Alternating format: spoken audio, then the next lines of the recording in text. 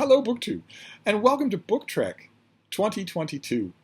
How I longed to say that, and for how long. This was an event that was created last year by Vin at Revenant Reads, designed to read Star Trek fiction. The vast, vast reams of Star Trek fiction that are out there. And the original Book Trek 2021, was multi-month. It was a long event. And I have since learned anyway, I don't know if Vin agrees, I think probably he does, that BookTube events that last that long generally don't work. They collapse under their own weight. You want a month or maybe two. And Book Trek 2022 is 2 months. The first is the Wrath of Book Trek, where we look at old favorites, at the Roddenberry Star Trek universe. So the original series, the animated series, Star Trek The Next Generation, Star Trek Deep Space Nine, Star Trek Voyager, and Star Trek Enterprise. With a hard and fast, the movies as well, from those franchises, with a hard and fast line between Star Trek Enterprise and the J.J. Abrams Star Trek movie that came onto the big screens, entertained everybody, made some money, and introduced a new idea, which is Star Trek that is stupid. The Star Trek before that, in all of its incarnations, no matter what you might have thought of the dramatic abilities, respected the intelligence of its viewers. And then J.J. Abrams came along with his lens flare. So it's split right down the middle. And the first half of Book Trek 2022 is the Wrath of Book Trek, where we're looking back at those old favorites.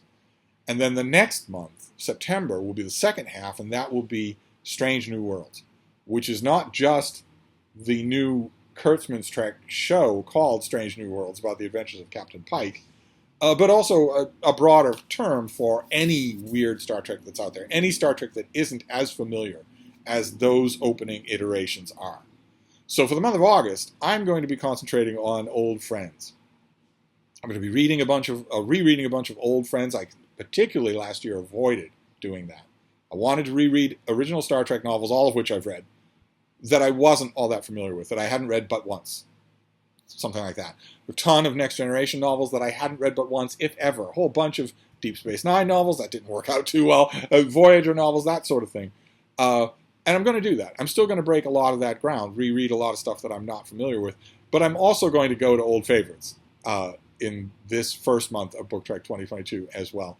And I had an old favorite all lined up and ready to talk to you about. And then right on the eve of Book Trek 2022, we got tragic news, which is that the actress Nichelle Nichols died.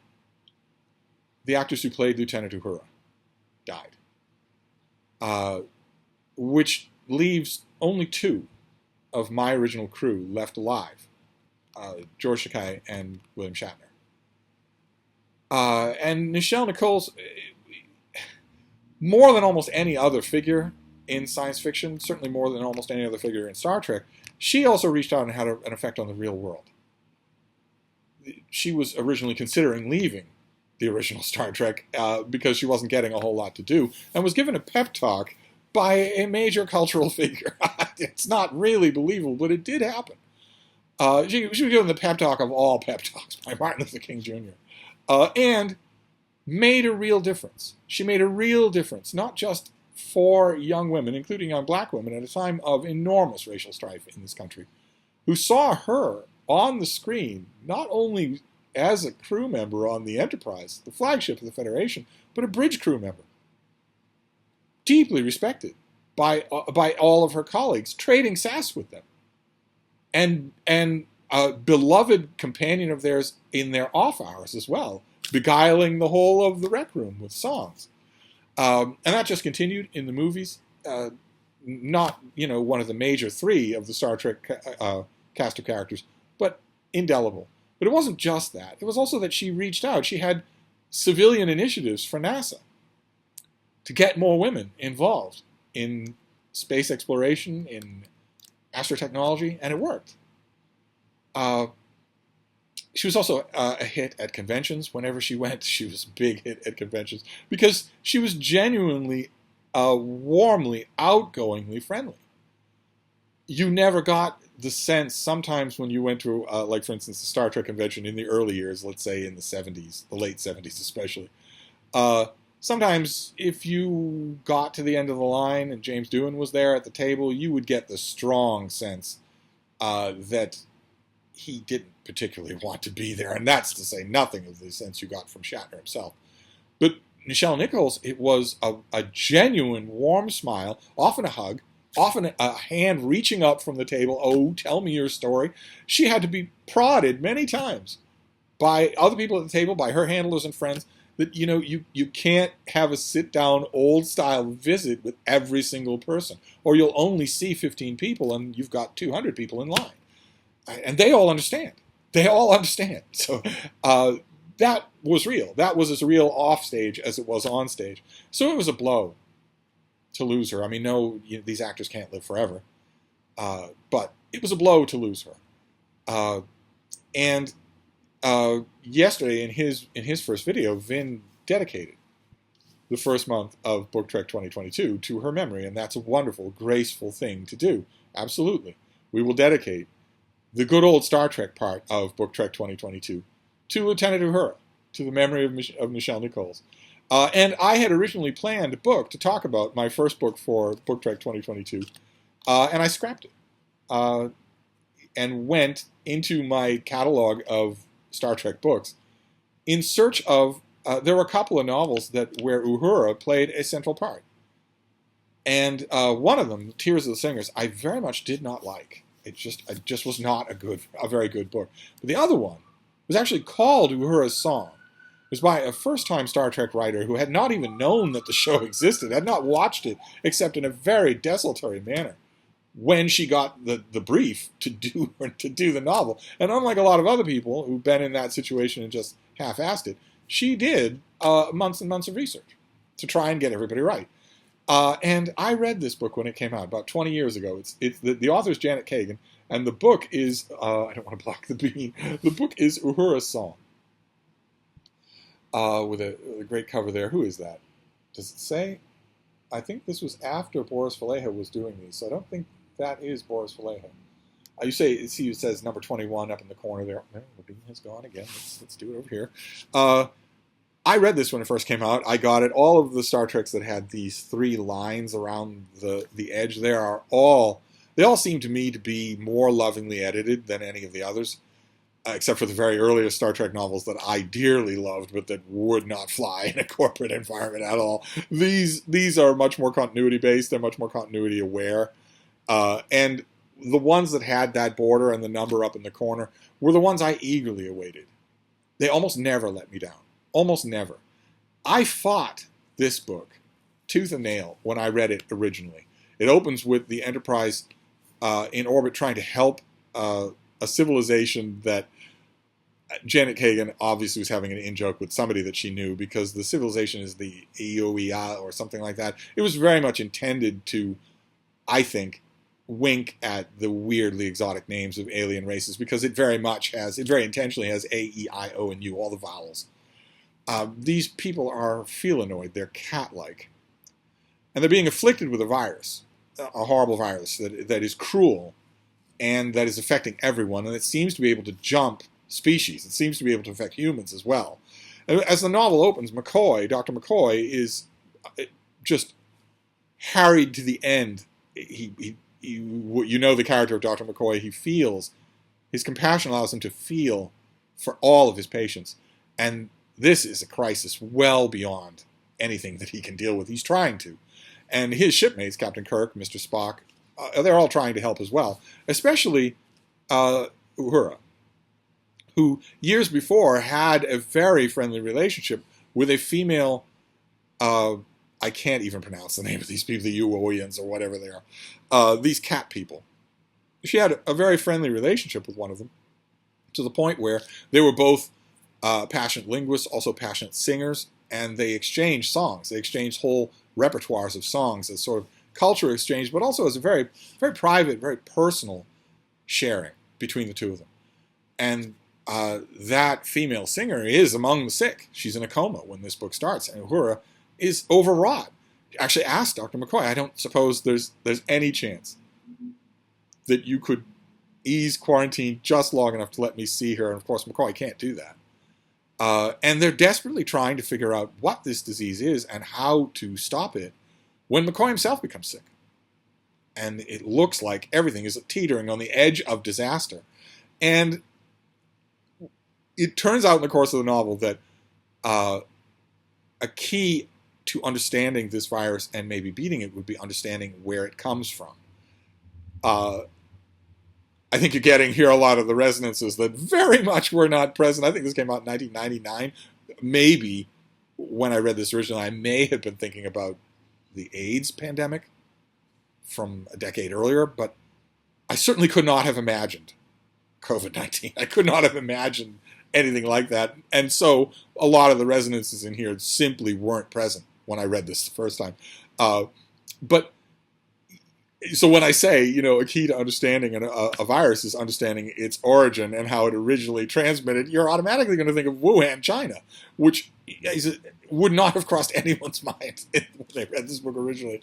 But when the crew starts investigating the origins of the virus, they realize they are also investigating the origins of these cat people. Are they actually from this world?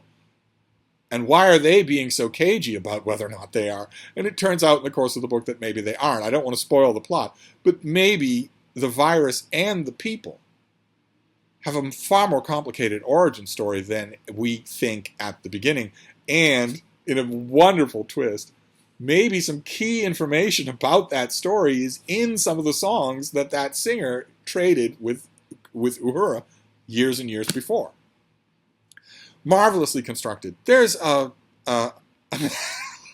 almost said a shaggy dog digression, but that won't work here, now will it? Is there such a thing as a shaggy cat story? I don't think so. There's a digression. Let's just put it that way. There's a subplot here involving most of the original crew, most of the bridge crew. They need to learn the details of an alien culture to figure out the origins of this virus and maybe the origins of the Eoians or however you pronounce their name. And in order to be told any of those secrets, they need to pass through a manhood ritual. Even though they're all adults, they're not recognized adults of that species, so they have to go through a manhood ritual, and that takes too much time. That goes on for too long. But boy, oh boy, the characters are beautifully done. For Janet Kagan to have distilled them to their essences so well with just 2 months of a cram session under her belt, watching, animated shows late at night on a VHS tape. Good Lord, there are Star Trek fans who've been watching this show from the beginning dutifully, dotingly, who, when it comes time, when they get their contract to write their Star Trek novel, botch everything. Botch all the characters. There is nothing like that here. This is... I don't want to block the bean. We'll put it over here. I also don't want her to see the alien. She might not like that. I know it doesn't do me any credit, but it's in honor of Nichelle Nichols, and we must be honest here. I'm pretty sure that I gave this short shrift when it first appeared 20 years ago because the aliens were cats. I'm pretty sure of that. I did not like Lieutenant Maress in the animated Star Trek episodes. The animated Star Trek series had a feline, a cat crew member, Lieutenant Maress, who was from a cat planet and purred and had a tail and had trouble with her R's and all that. And Alan Dean Foster, before he went on to write the Man Kazin Wars, elaborated on that enormously, gave us a huge digressions about Maress's people and about all of that culture. You can tell a mile away which science fiction authors have a cat at home. So they're sitting at their old Macintosh, clunky 1 gig computer, and a cat walks by the keyboard or sits there and preens itself in the sun or whatnot. You can tell a mile away which science fiction authors have these satanic creatures roaming around the home and which ones don't. But it was that. It was Maress on the animated show. It was all of those proto-Kazinti digressions by Alan Dean Foster when he wrote the Star Trek log books. And then it was the cat creature in Star Trek V that Jim Kirk faces very briefly and boots onto a pool table. And apparently kills. I mean, she's face down on a water-topped pool table, but she's not moving. He doesn't seem to care, and neither does anybody else. It's just... It struck me back then back at the turn of the millennium, it struck me as scraping the bottom of the imaginative barrel to have an alien species that is cats. Any more than it would probably strike me the same way if you did that with dogs as well. It seemed to me then, it still seems to me, but I'm a lot more flexible now. It still seems to me to be really showing your lack of understanding of evolution on Earth, of evolutionary processes on Earth that would get you that. They're not going to happen a second time. You're not going to get that in some other world. Whether your adorable cat that you love so much, even though it gives you 1-inch long claw marks that you have to use, antiseptic on every single day, no matter how much you love that satanic creature, you're not going to find this on another world. And that bothered me when I read this originally. But I do remember when I read it originally really liking the character of Uhura in this book, fittingly enough. And reading it again, that really struck me. That she is part of a chain of command. There is no Star Trek Discovery, mouthing off to everybody and, what are you going to do about it? I'm on TikTok. It wasn't anything like that. She's definitely part of a chain of command. But by the time this novel takes place, I don't remember the exact in-continuity setting of this novel. I think it was during the original 5-year mission, hence the costumes on the cover there, but I could be wrong about that. But either way, by the time of this adventure, the crew know each other really well. So they're her friends. They're Uhura's friends as well as her superior officers or her inferior officers. And Janet Kagan does a great job of that. Just great. It's a great job of that. This is a tremendously enjoyable novel. There's that digression, that manhood ritual digression, and a couple of the characters, especially the cat people themselves, seem a little too good to be true. But there are no cheap, dumb surprises, and the novels around this time, in the 20s and the 30s of this run of Star Trek novels, sometimes had very predictable, cheap surprises in the third act. Klingons! And there's nothing like that in this book. It's wonderfully intelligent. And I confess, it caused a stir of emotion, reading this, knowing that our Uhura is now gone. She can't show up in fan fiction Star Trek productions online. She did in a number of those. She can't do that anymore. She's just gone. But she lives on, right? She's never quite got the book that I most wanted her to get. Two long time Star Trek fans and authors of some early Star Trek novels, Sandra Marshak and Myrna Culbreth, for a long time. They were friends with Nichelle and Nichols at the end, and they really wanted to write a Uhura book. And they never did, and how wonderful it would have been. But this will certainly do. I had a little trepidation because Tears of the Singers is the other Uhura-centric novel, and I didn't particularly like it. There's also a Star Trek The Lost Years novel, which would have to be next month. There were a handful of Star Trek The Lost Years novels that dealt with what was going on between the end of Star Trek The Undiscovered Country, Camp Khitomer, Kirk saving the Chancellor, and the beginning of Star Trek The Next Generation. What was happening in the years in between there, specifically with Kirk's crew. Sulu, Uhura has one of those novels. And it didn't do anything for me either. I thought it was downright boring. Tears of the Singers, it wasn't so much boring as embarrassing. I didn't really like it at all. But I had a little trepidation because of that, because of this, but no, this was wonderful. If I found a mass market paperback of this, I would grab it as one of the Star Trek novels that I want. So that starts off Book Trek 2022 with a melancholy note, but a very happy note that I get to enjoy the adventures of Lieutenant Uhura forever. The actress who immortalized her might be gone, but I get to enjoy the adventures forever. And next month, there's Star Trek Strange New Worlds, which is a Kurtzman's Trek production, but it was really good, and they famously cast a young actress as Cadet Uhura on Captain Pike's Enterprise. And that young actress does a wonderful job. She's a terrifically charismatic actor. So I'm not saying there's any kind of substitution going on here, but the name, the character survives. I believe Nichelle Nichols gave that actress her blessing, and I'm not sure how true that is. The studio would certainly have said that William Shatner and Nichelle Nichols and I believe in season 2, George Takei, gave their blessings to the actors who take on their roles and revive them. But that could be false. The studio is, of course, going to want you to think that anyway. But the classic Uhura, my Uhura from the Roddenberry universe of Star Trek, lives on.